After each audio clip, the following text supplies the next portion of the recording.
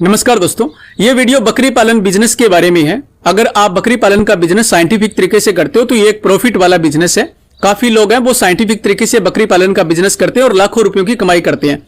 अगर आप बकरी पालन बिजनेस करना चाहते हो तो सरकार भी इस बिजनेस के लिए आपको सपोर्ट करती है। आपको सरकारी योजना में लोन मिलता है और लोन पे आपको सब्सिडी का लाभ भी मिलता है।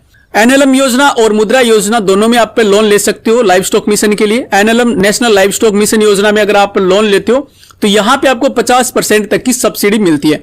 इस वीडियो में हम बकरी पालन बिजनेस के बारे में डिटेल में डिस्कस करेंगे। जैसे बकरी पालन बिजनेस लोन का प्रोसेस क्या होता है, अगर आप लोन लेना चाहते हो तो इसका सारा प्रोसेस क्या है वो हम समझेंगे। एनएलएम योजना में अधिकतम आपको कितना लोन मिलता है, कितना आपको ब्याज लगेगा इस पे और कितनी सब्सिडी आपको मिलती है, सब्सिडी का प्रोसेस क्या होता है वो भी हम इसमें डिटेल में समझेंगे। इसके अलावा गोट फार्मिंग बिजनेस आप अगर करते हो और लोन लेते हो तो बैंक की क्या क्या कंडीशन होती है लोन देने के लिए, बैंक की क्या क्या शर्तें होती है जो आपको कंप्लीट करनी होगी तभी आप इसमें लोन है वो ले सकते हो। और इसके बाद हम समझेंगे कि गोट फार्म बिजनेस करने के लिए आपके पास क्या क्या व्यवस्था होनी चाहिए, जैसे लैंड की व्यवस्था क्या होनी चाहिए, शेड वगैरह की, चारे की व्यवस्था, और ये इस तरह की पूरी जानकारी हम इस वीडियो में डिटेल में डिस्कस करेंगे। तो अगर आप गोट फार्मिंग बिजनेस करना चाहते हो तो आपके लिए बहुत इंपॉर्टेंट वीडियो होगा। इस वीडियो को आप शुरू से लेकर अंत तक पूरा जरूर देखिए और चैनल को आपने सब्सक्राइब नहीं किया तो आपसे रिक्वेस्ट है प्लीज चैनल को सब्सक्राइब कर लीजिए। तो शुरू करते हैं topic wise one by one करके डिटेल में डिस्कस। तो सबसे पहले हम देखते हैं कि बकरी पालन बिजनेस लेने के लिए जो लोन प्रोसेस है वो क्या रहता है इसमें, ठीक है। तो सबसे पहले हम बिजनेस का प्रोसेस देख लेते हैं कि बकरी पालन के लिए क्या क्या करना होगा। तो अगर आप गोट फार्मिंग बिजनेस करना चाहते हो तो इसकी कंडीशन ये होती है कि अगर आप बिजनेस करना चाहते हो और आप उस पर लोन लेना चाहते हो तो आपके पास 20 बकरियों पे एक मेल बकरी होनी चाहिए, यानी कि 20 बकरी और एक बकरा होना चाहिए। अगर आप 100 बकरी का बिजनेस करते हो तो इसमें आपके पास 100 बकरी और 5 बकरे होने चाहिए। और अगर आप बड़ा बिजनेस करना चाहते हो, अगर आप 500 बकरी का बिजनेस करना चाहते हो तो आपके पास 500 बकरी और 25 मेल बकरे होने चाहिए, ठीक है। लोन लेने के लिए अप्लाई करने से पहले आपके पास ट्रेनिंग होनी चाहिए। गोट फार्मिंग की ट्रेनिंग लेना आपको जरूरी है। ट्रेनिंग सर्टिफिकेट आपके पास होगा तभी आप अप्लाई कर पाओगे।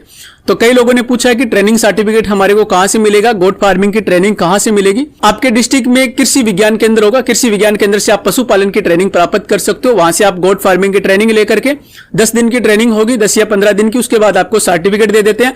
और सर्टिफिकेट लेकर के सबसे पहले आपको बैंक में जाना है। अप्लाई करने से पहले आपको बैंक में जाकर के पता करना है, जो आपके एरिया में एडीबी बैंक है, जो एग्रीकल्चर डेवलपमेंट बैंक है, कृषि विकास बैंक जो है, वहां पे जाकर के उनसे बात करना है कि हमारे पास ये सर्टिफिकेट है, हमारे पास एक्सपीरियंस है बकरी पालन का और हम एनएलएम योजना में आवेदन करना चाहते हैं। नेशनल लाइव स्टॉक मिशन योजना के बारे में बताना है और उसमें आवेदन करना चाहते हैं। हम आपके बैंक का अकाउंट है उसमें लगा रहे हैं, तो क्या आपके बैंक से ये लोन हो जाएगा, आपको ये क्लियर करना है। यही गलती करते हैं ज्यादातर लोग कि पहले अप्लाई कर देते हैं बैंक में और बैंक में जाकर के पता करते हैं तो बैंक वाले उनको मना कर देते हैं। इसके बाद हम देखते हैं एनएलएम योजना में कितना आपको लोन मिलता है, अधिकतम आपको लोन कितना मिलता है और सब्सिडी कितनी मिलती है। तो लोन का जो प्रोसेस रहता है उसमें 10% आपको खुद कंट्रीब्यूशन करना पड़ता है, यानी कि 10% अमाउंट जो आवेदक है उसको लगाना पड़ता है, 50% की सब्सिडी होती है और बाकी है 40% वो लोन होता है, ठीक है। अगर आप 20 लाख का लोन लेते हो तो उसमें से 10% यानी कि 2 लाख रुपया आपको कंट्रीब्यूट करना पड़ेगा, 50% उसकी सब्सिडी रहेगी और 40% उसमें लोन रहेगा। यहां पे जो ब्याज लगेगा वो केवल आपका लोन के अमाउंट पे लगेगा। आपका जो सब्सिडी है उस पर कोई ब्याज नहीं लगता है, आप खुद कंट्रीब्यूट कर रहे हो उस पर कोई ब्याज नहीं लगता है। एनएलएम योजना में लोन का प्रोसेस ये रहेगा, सबसे पहले आपको आवेदन करना है। आवेदन करने के बाद बैंक वाले इंक्वायरी करेंगे, उसके बाद सबसे पहले आपका लोन होता है। लोन होने के बाद आपको लोन का जो अमाउंट है उसको खर्च करना है, 25% 30% उसका अमाउंट खर्च करके आपको शेड वगैरह की व्यवस्था करनी है। बकरी पालन के लिए शेड की जरूरत रहेगी तो आपको शेड वगैरह की व्यवस्था करनी है, बकरी वगैरह खरीद लेनी है कुछ। उसके बाद वो इंक्वायरी करेंगे और उसके बाद आपकी 50% सब्सिडी आएगी और 10% आपका कंट्रीब्यूशन होगा, 10% अमाउंट आपने डाला और आपका लोन हो गया और 50% आपकी सब्सिडी होगी। तो ये पूरा अमाउंट आपको मिलने के बाद आपका जो फार्म का काम है वो कंप्लीट कर लेना है। जब आपका कंप्लीट हो जाएगा फार्म का काम तो उसके बाद अधिकारी आएगा, विभागीय अधिकारी आकर के जांच पड़ताल करता है और उसके बाद फिर आपकी जो सब्सिडी है वो 100% कंप्लीट कर दी जाती है, ठीक है। तो ये प्रोसेस रहता है बैंक का। इसके बाद हम देखते हैं कि गोट फार्मिंग बिजनेस के लिए क्या क्या कंडीशन होती है, यानी कि बैंक वालों की क्या क्या कंडीशन होती है, बैंक वाले क्या क्या देखती हैं कि आपके पास क्या क्या कंडीशन आपने कंप्लीट कर दी तभी बैंक वाले आपको लोन है वो देते हैं। तो सबसे पहले तो बैंक वाले आपका सिविल स्कोर चेक करेंगे कि आपका सिविल स्कोर है वो ठीक है कि नहीं, यानी कि आपकी क्रेडिट हिस्ट्री कैसी है।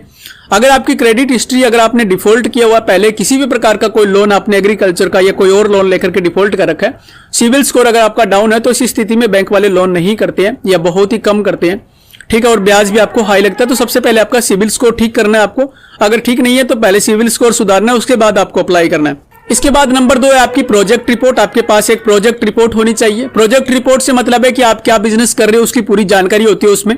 आप कितने जानवरों का बिजनेस कर रहे हो, शेड की व्यवस्था क्या रहेगी, भूमि की व्यवस्था क्या रहेगी, चारे की व्यवस्था क्या रहेगी, उनको आगे उनकी मार्केटिंग क्या रहेगी, सेल वगैरह कहाँ करोगे आप, ठीक है, उनका जो प्रोडक्ट होएगा दूध वगैरह उसको आप कैसे सेल वगैरह करोगे उसकी पूरी जानकारी होती है। उसकी अनुमानित लाभ है वो कितना रहेगा, इस प्रकार से कंप्लीट जानकारी होती है आपके प्रोजेक्ट में। आप किस ब्रीड के किस नस्ल के जानवर को रख रहे हो, ठीक है, और क्या लेबर वगैरह है। तो ये एक प्रोजेक्ट रिपोर्ट आपको पहले तैयार करवानी है। जब आप लोन के लिए अप्लाई करोगे तो सबसे पहले आपको ट्रेनिंग सर्टिफिकेट लेना है, दूसरा आपको बैंक में जाकर के पता करना है, तीसरा आपको एक प्रोजेक्ट रिपोर्ट तैयार करनी है, चौथा आपको भूमि की व्यवस्था करनी है, और उसके बाद आपको शेड वगैरह की व्यवस्था करनी है। जब आपका लोन का अमाउंट आ जाता है उसके बाद शेड वगैरह बनाना है, ठीक है। तो इस प्रकार से आपको स्टेप बाय स्टेप काम कंप्लीट करना है, ठीक है। अब बात रहती है भूमि के बारे में। तो काफी लोगों ने पूछा है कि भूमि अगर हमारे पास नहीं है तो हम क्या करें। तो अगर आपके पास खुद की भूमि है तो आप उसकी रजिस्ट्री साथ में लगा सकते हो। अगर आपके पास खुद की भूमि नहीं है तो आप लीज पर भूमि लेकर के उसका लीज एग्रीमेंट आपको रजिस्टर्ड करवा लेना और वो आपको साथ में लगा देना है, ठीक है। लीज एग्रीमेंट आपको 10 साल के लिए, कम से कम 10 साल के लिए आपको रजिस्टर्ड करवाना है। कुछ लोगों ने पूछा है कि हमारे नाम तो भूमि नहीं है लेकिन हमारे फादर के नाम भूमि है, तो उसमें क्या करें। तो अगर आप आवेदन कर रहे हो फादर के नाम भूमि है तो आप उस कंडीशन में लीज एग्रीमेंट बनवा करके उसको यूज कर सकते हो, ठीक है। तो तीसरे नंबर पे बैंक आपकी भूमि के बारे में देखा है कि आपके पास लैंड वगैरह क्या है, लीज पे है, रजिस्ट्री पे है।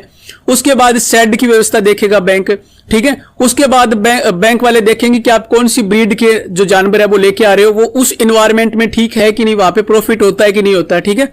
तो इस प्रकार से कई जानकारी चेक करेंगे बैंक वाले और उसके बाद आपका जो लोन है वो अप्रूव करेंगे।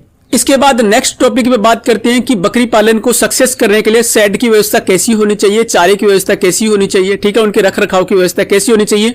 तो जब आप ट्रेनिंग लोगे इसकी, जब आप गोट फार्मिंग की ट्रेनिंग लेते हो तो ट्रेनिंग लेने में आपको यही सिखाया जाता है कि शेड की व्यवस्था आपको कैसी करनी है, कितनी गोट के लिए कितने शेड की व्यवस्था होनी चाहिए, उसकी भूमि की व्यवस्था कैसी होनी चाहिए, कौन से ब्रीड के जानवर आपके एरिया में सर्वाइव करेंगे, तो वो जानवर आपको लेके आने होते हैं, ठीक है। इसकी अलग अलग नस्ल होती है।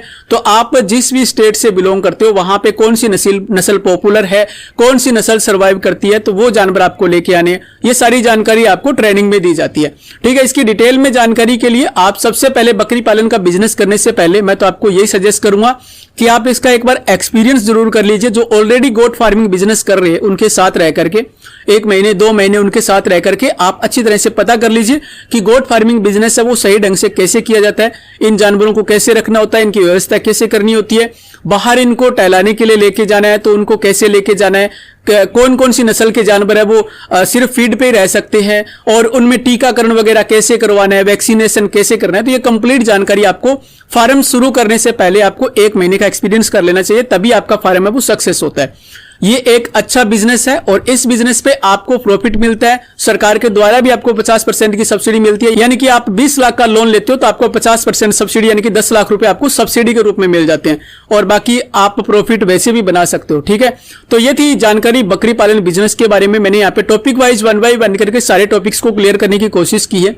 अगर कुछ भी जानकारी रह जाती है तो आप कमेंट कीजिए और आपसे रिक्वेस्ट है कि ये वीडियो को शेयर जरूर कीजिए उन लोगों के साथ जो गोट फार्मिंग बिजनेस में इंटरेस्ट रखते हैं, गोट फार्मिंग बिजनेस करना चाहते हैं, उनके साथ इस वीडियो को शेयर जरूर कर दीजिए। और वीडियो अच्छा लगा तो इस वीडियो को आप लाइक जरूर कर दीजिए, चैनल को सब्सक्राइब कर लीजिए और इसी तरह की और अधिक जानकारी के लिए और फाइनेंस रिलेटेड जानकारी के लिए आप हमारी वेबसाइट edigitalpathshala.com www.edigitalpathshala.com इस वेबसाइट को जरूर विजिट कीजिए, लिंक इसका डिस्क्रिप्शन में मिलेगा, साइट जरूर विजिट करना। वीडियो वॉच करने के लिए आपका बहुत बहुत धन्यवाद। जय हिंद, वंदे